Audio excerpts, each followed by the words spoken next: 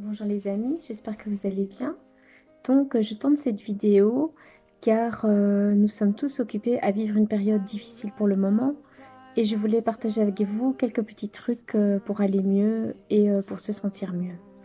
Donc voilà, nous sommes tous frustrés et c'est difficile pour nous de ne pas pouvoir faire tout ce qu'on veut, de pouvoir aller voir nos proches, de pouvoir sortir comme on veut, d'aller au restaurant, au cinéma, etc. Et donc, c'est vrai que souvent nos humeurs s'en ressentent et ce n'est pas évident. Donc, pour ce faire, je pense que c'est intéressant de mettre cette période à profit, même si elle est longue, pour apprendre à mieux se connaître, pour apprendre à mieux comprendre ses proches, que ce soit les amis, les enfants, les parents, les animaux. Et même si on ne peut pas les voir, on peut s'écrire des messages, se faire des petits coups de fil, etc. Et essayer vraiment de trouver la paix en soi et de mieux se connaître. C'est vraiment une période qu'on peut mettre à ce profit-là. Et donc, il y a aussi plein de façons de s'occuper qui ne nous obligent pas à sortir. Donc, par exemple, vous pouvez faire des activités créatives. Pour ma part, je me suis remise au dessin. Je n'avais plus touché un crayon et du papier depuis l'adolescence.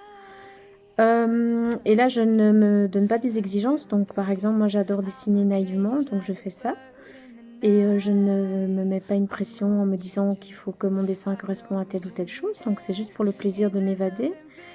Et voilà, et je fais un dessin en lien avec l'Italie parce que j'adore ce pays. Ça aussi, je voulais vous dire, c'est important d'avoir un rêve en tête et de faire des choses qui vous rapprochent de ce rêve. Donc moi, par exemple, mon rêve, c'est de retourner en Italie. Et donc, je dessine en lien avec l'Italie. J'apprends l'italien via une application que ma fille m'a montrée et qui nous permet d'apprendre plusieurs langues de manière ludique et c'est challengeant et ça, c'est vraiment chouette. C'est facile c'est parce que pour ma part, j'ai déjà assez étudié pour toute ma vie, donc je n'ai plus trop envie d'étudier. Et là, ça se fait, on apprend en s'amusant, donc ça, c'est génial. Donc c'est aussi, voilà, donc pour revenir à ce que je vous disais, donc une activité créative, donc il y a le dessin, il y a la couture, la cuisine.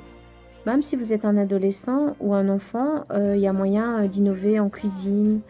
Moi, j'ai une adolescente, elle s'est mise à la couture, elle coud des choses magnifiques, elle recycle des vêtements et c'est vraiment génial.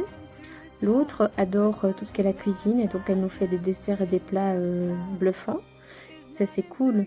Et même si vous êtes plus jeune, vous pouvez essayer la cuisine, des petites choses d'abord, voilà. Donc ça, c'est une chose, c'est les activités créatives. Puis il y a tout ce qui est les activités plus intellectuelles qui nous rapprochent, comme je vous disais tout à l'heure, d'un but. Donc pour moi, c'est l'Italie, donc j'apprends l'italien. Il y a moyen d'apprendre plein de langues en ligne, de plein de façons différentes. Vous pouvez aussi apprendre à bricoler telle ou telle chose. Enfin, vous pouvez, c'est aussi un moment, même si vous travaillez la journée à la maison, pour le soir ou le week-end, apprendre d'autres choses de façon, allez, facile, car tout est disponible maintenant sur YouTube, sur Internet, on peut quasi tout apprendre, donc ça c'est vraiment génial. Et il y a toujours bien une façon d'apprendre qui nous correspond et qui est bien expliquée, donc ça c'est cool. Donc c'est les activités créatives, intellectuelles. Vous pouvez aussi faire du sport, donc c'est vrai que les salles de sport sont fermées, etc.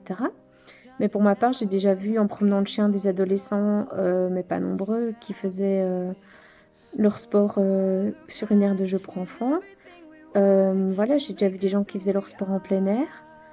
Bon, ici aujourd'hui le temps ne le permet pas, mais il y a aussi plein d'applications qui permettent de faire du yoga, du sport, etc. Peut-être que comme moi, vous avez aussi un engin à la maison qui vous permet de faire du sport. Donc ça, c'est chouette. Et je pense que c'est important de se créer une routine comme ça, quoi. Donc on se lève le matin, par exemple, on déjeune, on fait son sport, on apprend un peu sa langue. Si on a l'occasion, on dessine un peu, on travaille, etc. Donc essayer d'avoir aussi une sorte de routine qui fait qu'on est vraiment dans son instant présent. Et voilà, donc ça c'est chouette aussi. Et aussi ce qui est bien, je trouve, c'est moi personnellement, j'ai parfois beaucoup de questions par rapport à mes relations. Et je trouve énormément aussi sur YouTube. Et là, je pense qu'il ne faut pas hésiter. Bon, vous cherchez quelque chose. Ça ne vous convient pas, ben vous pouvez changer et trouver quelqu'un d'autre qui explique autrement, une approche plus proche de la vôtre. Et ce qui est aussi bluffant, c'est que maintenant, on peut avoir plein d'aides à distance. Donc, pas nécessaire d'aller chez un psy, etc. Vous pouvez trouver des thérapeutes en ligne. Bon, après, il faut voir un peu si c'est des gens sérieux et ce qu'il en est. Mais tout ça est vraiment très chouette. Et voilà, donc pour ma part, je suis aussi disponible pour vous aider si vous le souhaitez, car je suis psychologue et praticienne Reiki. Et comme je l'ai déjà dit dans d'autres vidéos, ça peut se faire à distance ou en présentiel. Le Reiki, rien ne vaut un soin en présence, mais à distance, j'ai aussi de très bons résultats. Tout ce qui est consultation, ça peut aussi se faire à distance. Et donc, il ne faut pas hésiter, si je peux vous aider, je suis aussi là pour vous. Et voilà, donc voilà, n'hésitez pas à partager en commentaire vos petits trucs et astuces pour cette période. Et je pense qu'au plus on est nombreux à s'écrire, au plus on se sent soudés et unis, car c'est important en cette période. Et on voit vraiment les vraies valeurs des personnes et les gens sur qui on peut compter et qui sont là quand on est malheureux, mais aussi quand on est heureux. Et on apprend aussi à être heureux des petits bonheurs. Oui, j'oublie aussi, c'est important d'aller prendre l'air, de se ressourcer, même s'il fait moche, comme aujourd'hui. Prendre l'air, ça fait toujours du bien, marcher un peu. Voilà, trouver un petit moment dans la journée. J'espère que cette vidéo vous sera utile, donc n'hésitez pas à aimer cette vidéo, à la partager, à vous abonner à ma page, oui, et aussi à ma chaîne YouTube, car j'ai aussi une page Facebook, mais ici je voulais dire cette chaîne. Et n'hésitez pas, si vous avez des questions, je suis là pour vous aussi. Donc voilà, je vous embrasse et je vous dis à tout bientôt. Au revoir.